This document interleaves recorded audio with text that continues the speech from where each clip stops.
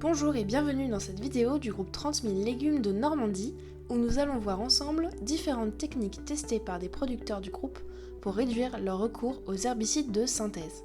Plus précisément, il sera question non seulement de désherbage mécanique, mais aussi de désherbage vapeur, électrique ou encore de précision en faisant un zoom sur 4 pratiques. Le Haradeco Robotics est un pulvérisateur localisé qui a été testé pour un désherbage de rattrapage avec un herbicide total appliqué uniquement sur les adventices. Il en ressort que ce désherbage est efficace. Il permet d'utiliser des herbicides plus puissants à des doses réduites sans causer de dégâts à la culture. Toutefois, l'outil est très onéreux. La Nucrop de Nufarm est un défaneur désherbeur électrique qui a fait l'objet d'essais chez 2 producteurs du groupe. Ce qui est à retenir, c'est que ce désherbage doit avoir lieu avant la mise en place de la culture.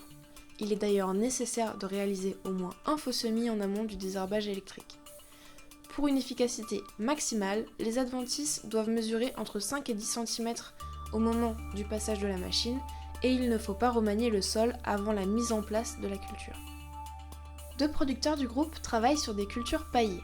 La question du désherbage des passages de roues se pose alors avec la contrainte de ne pas abîmer ce paillage. Ainsi, Jean-Luc Arbois nous a présenté sa bineuse à brosse modulable au cours de 2 démonstrations.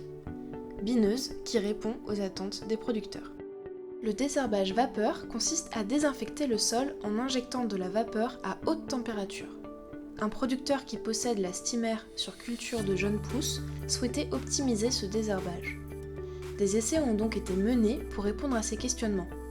On a d'abord mesuré la montée en température qui peut atteindre jusqu'à 100 degrés. On a ensuite constaté une efficacité du désherbage sur les 5 premiers centimètres de sol. Puis on a montré que le jaunissement dû à la vaporisation pouvait être limité par une irrigation pour lessiver la parcelle. Enfin, on a réussi à réduire le temps de vaporisation de 5 à 3 minutes, permettant une économie de temps, d'eau, de carburant et donc d'argent.